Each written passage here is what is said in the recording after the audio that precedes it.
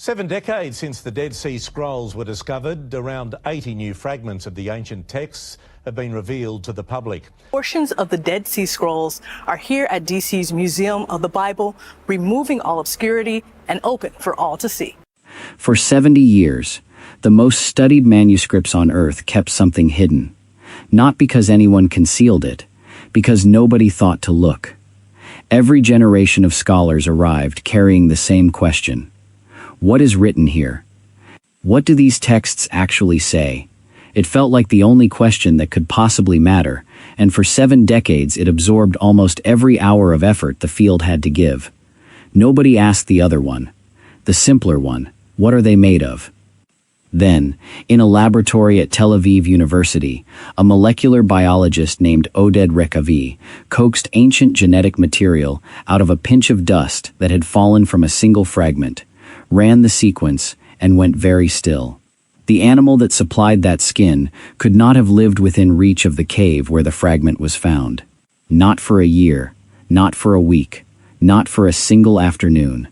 And that one impossible reading was about to take apart nearly everything scholars believed they understood about the most famous manuscripts in the world. This is a sample from one of the major scrolls.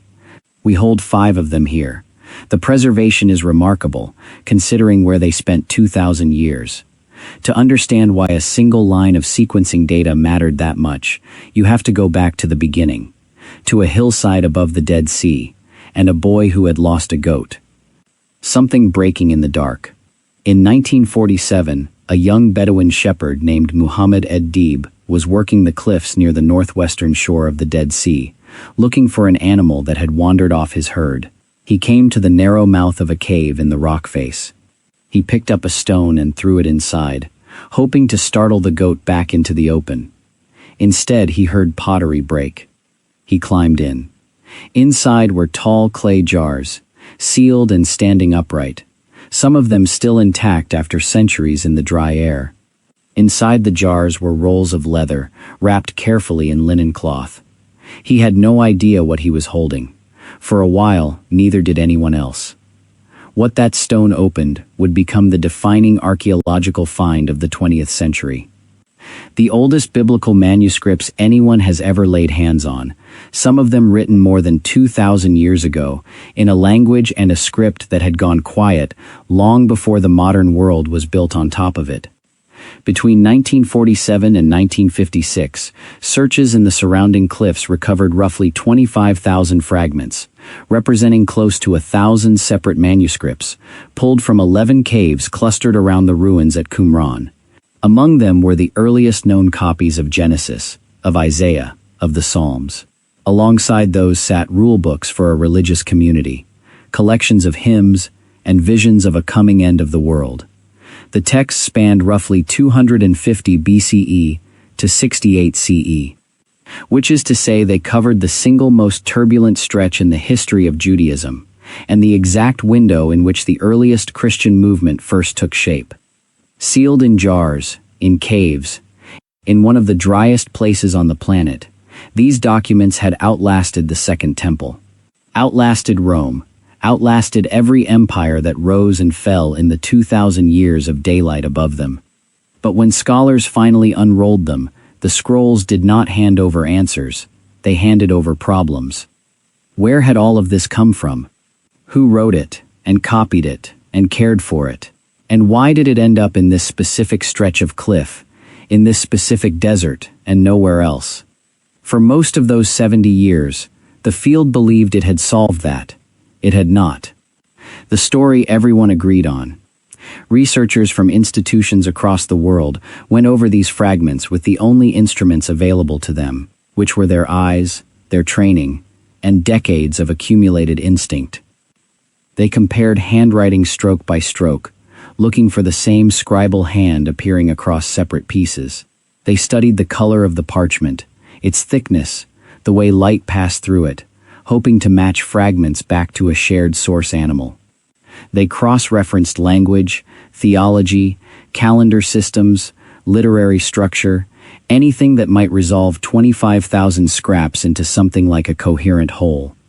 These are the oldest copies of the Bible in existence, older than anything scholars had access to before this. The explanation that took hold pointed toward the Essenes, a Jewish sect described by ancient writers, including Josephus and Pliny the Elder, as an austere, withdrawn community, living in the wilderness near the Dead Sea, organized around ritual purity, the copying of Scripture, and the expectation that God was about to render judgment on a corrupted world. And the ruins at Qumran, sitting a short walk from the caves, looked very much like the settlement those ancient writers had described. The pieces seemed to fit together almost too neatly. The sectarian texts among the scrolls described exactly that kind of self-contained community, its own leadership structure, its own legal rulings, its own solar calendar, which broke sharply from the lunar calendar kept by the priesthood in Jerusalem. That calendar difference was not a technicality.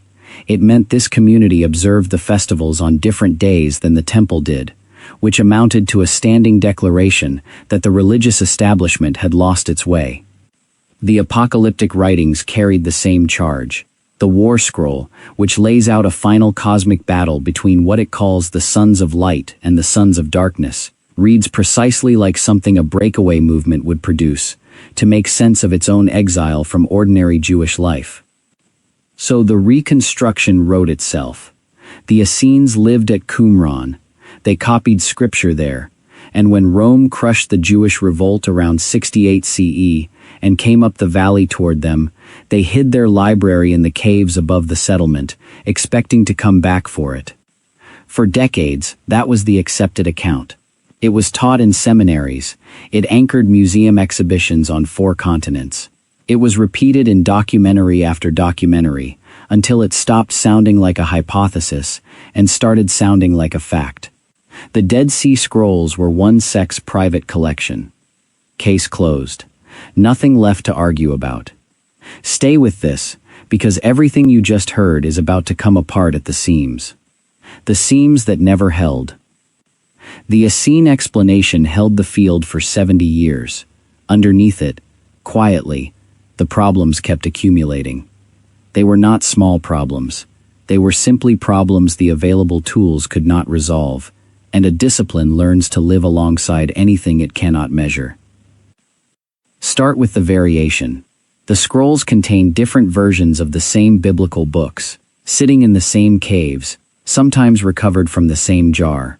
Different scripts, different scribal hands, wildly different levels of skill. Parchment prepared with obvious professional care, lying next to parchment so roughly finished, it looks like an apprentice made it. Then came the dating. When radiocarbon analysis was applied to a set of fragments in the early 1990s, some of the scrolls returned dates earlier than the settlement at Qumran itself. Choose a voice that resonates with you, and let's begin our creative audio journey together. And no amount of careful argument made that discrepancy disappear. And underneath all of it sat the question nobody could answer cleanly. Why would a single, isolated, rigorously disciplined community preserve multiple contradictory versions of its own scripture? Consider the book of Jeremiah.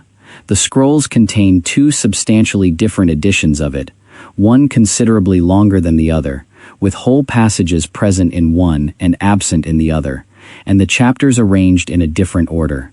Inside a movement supposedly built on religious uniformity and strict internal discipline, that is not a curiosity, that is a contradiction. A few scholars pushed alternatives from the margins of the field. Perhaps Qumran was never a monastery at all. Perhaps it was a pottery works. A fortified estate, a winter property belonging to someone wealthy in Jerusalem. Or perhaps the caves had served as a religious depository, a place where worn scriptures from many different communities were brought to be retired with respect rather than thrown away. Those ideas existed. None of them carried evidence hard enough to unseat a paradigm that had been standing for generations. And then the challenge arrived from a direction the field was not watching, not from an archaeologist, not from a theologian, from a geneticist. Over lunch. A question asked over lunch. In 2012, at a table on the Tel Aviv University campus, the molecular biologist Oded Rehavi sat down to eat with the biblical scholar Noam Mizrahi. The conversation wandered the way conversations between colleagues do, and eventually it landed on the scrolls. On the maddening, unglamorous, decades-long labor of trying to fit thousands of disconnected scraps back into the manuscripts they came from. On the questions 70 years of scholarship had never managed to close. Mizrahi laid it out plainly.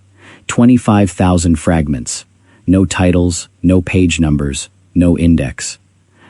No reliable way to establish that this piece and that piece belong to the same original document, beyond comparing handwriting and making educated judgments about how the skin looks and feels. Methods that are subjective by nature, imprecise by necessity, and entirely capable of being badly wrong without anyone ever finding out. Rechavi listened. Then he asked a question so basic that no specialist would have thought to ask it. What are the scrolls actually made of? Parchment, Mizrahi said. Animal skin.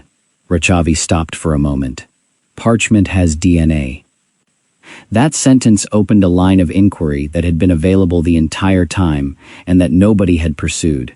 Rechavi's field was ancient DNA analysis, a method that had already rewritten human prehistory, tracing migrations and population shifts across tens of thousands of years, using genetic material recovered from bone and teeth and sediment. Sitting at that table, he realized nobody had ever turned that method on a manuscript, on scripture itself. The technique existed, the material existed, the two had simply never been introduced. We sampled the dust, not the fragment itself. Two of these came back as something we did not expect at all. Working with Pernina Shore, who oversaw the Dead Sea Scrolls at the Israel Antiquities Authority, Rechavi and Mizrahi assembled a small team and committed to something no one had attempted before. What they eventually found would unsettle even the people who had spent entire careers protecting these fragments. How to read without touching. The first obstacle was serious enough to have ended the project before it began. The Dead Sea Scrolls are sacred to multiple faiths and are by any definition irreplaceable. Nothing that involved cutting, drilling, punching, or removing physical material was ever going to be permitted. The fragments had to remain exactly as they were. So how do you read the genetic history of something you are absolutely forbidden to touch? The answer had been sitting in plain view for decades, in the storage boxes themselves. Every time a fragment is lifted, examined, photographed, or set back down, it sheds a little of itself. Over years of careful handling, fine particles of parchment had drifted down and settled at the bottom of the containers. That dust is skin. Skin contains collagen, the structural protein that gives hide its strength. And locked inside that collagen, protected across 2,000 years, was genetic material. By collecting dust from blank margins and worn edges, from areas where no ink had ever been applied, the team could gather enough material to work with without ever making contact with the written text. The evidence had been waiting in that dust the whole time. Through every study, through every conference, through every decade of argument about who wrote these documents and why. Turning it into usable sequence, though, was punishing work. The manufacture of parchment is itself hostile to DNA. Skins are soaked in lime, scraped, stretched under tension, treated, and dried, and every one of those stages breaks genetic material down further. Many of the scrolls were written with iron-based inks, which are chemically corrosive over long periods. After that came 2,000 years in desert caves, followed by 70 years of handling by hundreds of researchers, any one of whom could have left modern contamination behind. The team worked in dedicated ancient DNA facilities that look more like surgical suites than archives. Full protective suits, positive air pressure to keep outside particles from drifting in, ultraviolet sterilization between sessions. They built strict authentication protocols to confirm that what they were reading was genuinely ancient rather than something shed from a modern hand, looking for the specific patterns of molecular decay that accumulate only across centuries, running independent extractions from the same material, and cross-checking results between separate laboratories. It took years, hundreds of samples, repeated failure. Eventually, they assembled reliable genetic sequences from dozens of fragments. And when Rechavi finally looked at what those sequences were telling him, he reached for his phone. The animal that shouldn't have been there. Most of the results came back exactly as expected. Sheepskin, the standard writing surface across ancient Judea, taken from an animal thoroughly suited to the environment. Sheep survive on hard scrub and very little water. They belong in that landscape. Every one of those results confirmed what everyone already assumed. Then a handful of fragments came back as something else. Something that should not have been possible. Cowhide. Noam Mizrahi sat with that result for a long time before saying anything to anyone. He knew Qumran intimately, the texts, the terrain, the long and difficult history of the site, and he understood immediately that cow parchment at Qumran was not an anomaly you footnote and move past. It was geographically impossible. Qumran sits in the Judean desert on a terrace above the Dead Sea, in one of the hottest, driest environments anywhere on Earth. Sheep and goats manage there. They are built for it, for minimal water, for tough vegetation that would starve most other livestock. Cattle cannot. A single cow requires dozens of gallons of water a day and substantial grazing land to stay alive, let alone to be raised in numbers sufficient to produce parchment. There is no version of a community living at Qumran that was also keeping cattle nearby. The land does not allow it. The water does not exist. Full stop. Which means any scroll written on cowhide was made somewhere else. Somewhere with real rainfall and real pasture. Somewhere the community at Qumran was not. The theory was not slightly imprecise. It was wrong.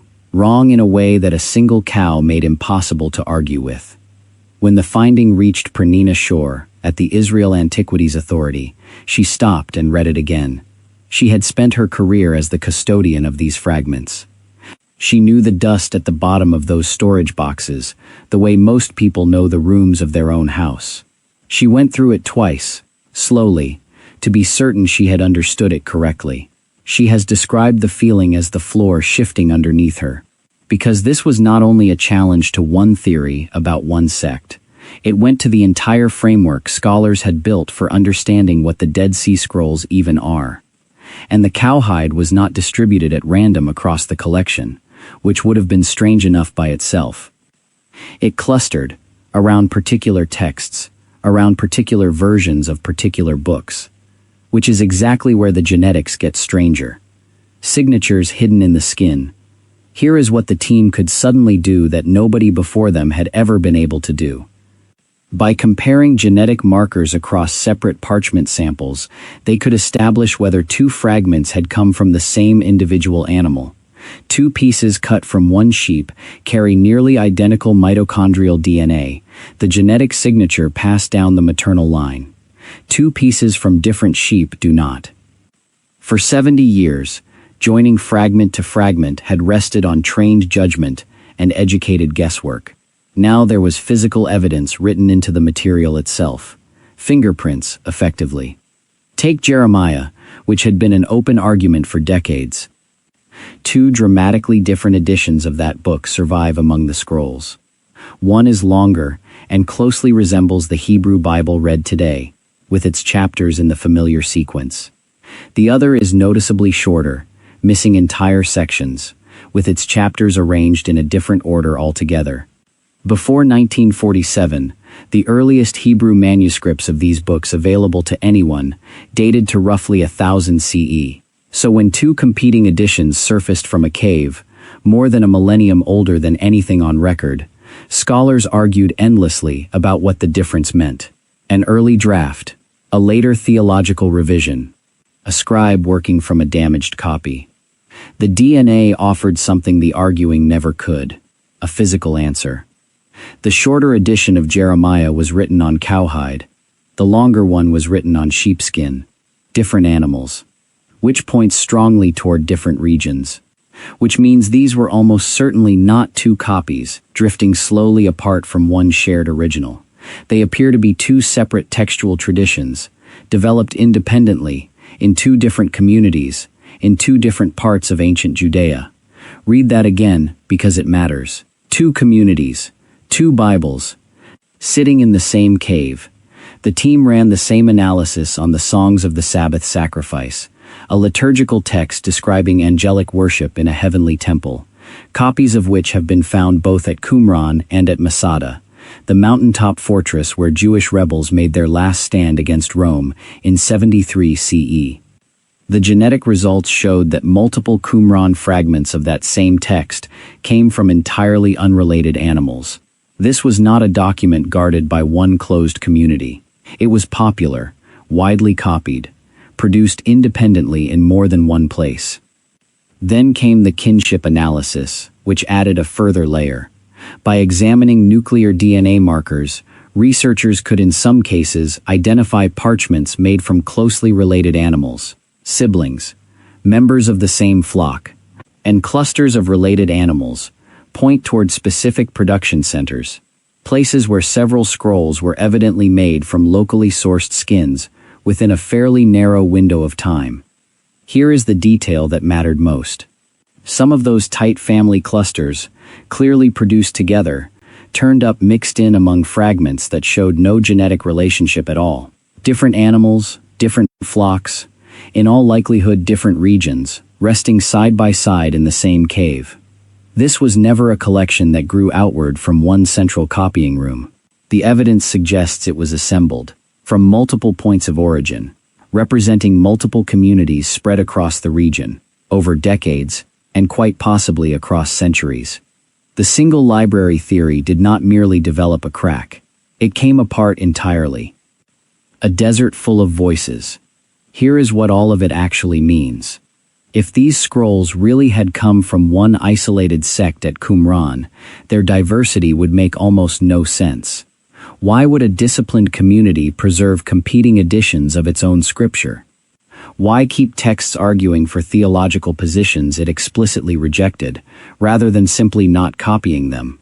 But if the collection was gathered from many communities across ancient Judea, deposited in these caves gradually over generations, and then sealed by a single catastrophe, everything settles into place at once. The diversity stops being a problem to explain away. It becomes the entire point. The genetic evidence supports something a minority of scholars had suspected for years, without being able to demonstrate it. These caves, the same ones a shepherd's stone opened in 1947, appear to have functioned as a geniza, a sacred storage place. Jewish law forbids destroying any document bearing the divine name. Texts too worn for daily use cannot simply be discarded. They have to be preserved with respect, and communities across the ancient world kept designated spaces, called genizot, for exactly this purpose. Now picture the geography. Jerusalem sits roughly 20 miles from Qumran. On foot, through the Judean hills, that is a hard journey, but an entirely ordinary one by ancient standards.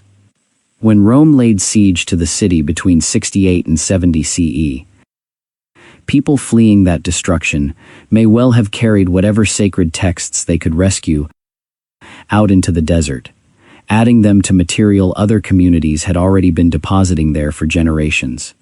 Family scrolls, synagogue scrolls, fragments of an entire world being carried to safety while everything familiar collapsed behind them. These caves, then, were not the private archive of one monastic order living apart from the world. They look far more like a shared repository belonging to ancient Israel as a whole. And the cowhide proves something more specific about how that repository came together. Texts were physically moving, carried from wetter, more fertile land somewhere to the north or the west, down into the heart of the wilderness. That is not a closed community guarding a private truth. That is a living network of Jewish communities exchanging texts, ideas, and religious practice across real distance. Scripture still in motion. What this means for the origins of Christianity is significant. The world Jesus was born into was not a settled theological consensus with one clear orthodoxy at its center. It was a landscape of vigorous, geographically scattered argument, with multiple communities each convinced they held the authentic tradition, each with its own texts, its own calendar, its own reading of the law. The Dead Sea Scrolls were never the position paper of one faction inside that argument. They captured the whole argument, in all its contradictory detail, preserved by accident of climate and crisis. For scholars of Scripture, the implications reach further still. There was no single, universally accepted text of Jeremiah hovering above the debate. There were multiple versions, shorter and longer and differently ordered, each one treated as authoritative by whichever community happened to hold it. The same pattern appears in Genesis, in the Psalms, in the prophetic books. Canonization was not a finished thing handed down from above. It was still underway, still contested, still genuinely unsettled at the moment these documents were sealed into the rock. And now the DNA has demonstrated that physically, rather than theoretically, separate communities in separate places were independently maintaining separate versions of what each of them called Scripture. The textual tradition was not frozen. It was alive, and it looked meaningfully different depending on exactly where you were standing when you read it. The world in which Jesus taught, and in which the earliest Christian movement first took shape, was saturated in that diversity. Competing scriptures, competing interpretations of the law, competing visions of what God was about to do, and the evidence for all of it had been sitting in dust on a storage shelf, waiting for somebody to ask the right question. Doors that only just opened. The publication of this genetic research in the journal Cell in 2020 opened a chapter in Dead Sea Scrolls scholarship that is still being written. What it made possible to ask may end up mattering more than what it managed to settle. Before this work, there was no scientific way to confirm that two fragments belonged to the same manuscript, or that a given text originated in one place rather than many, or that separate scrolls shared any physical connection beyond a resemblance in subject matter. Now there is, which raises questions the field could not previously even formulate. Can researchers identify the specific production centers behind individual texts? Can they map the full geographic web of scribal communities that once stretched across ancient Judea?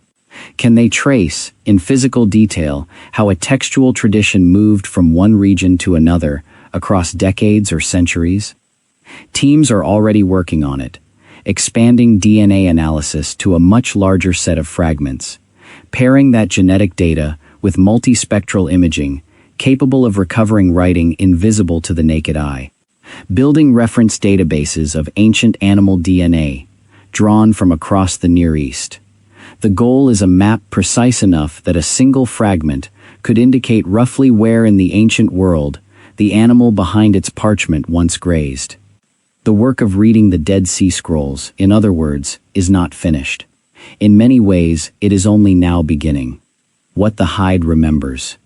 This breakthrough is considerably larger than one archaeological dispute.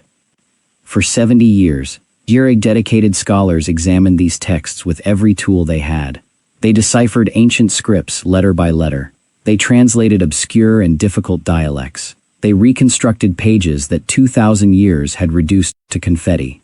That work was real, and valuable, and completely irreplaceable, and none of what followed would have been possible without it. But certain questions sat permanently beyond reach, no matter how carefully anyone looked. Handwriting analysis is subjective. Comparing parchment by eye is imprecise.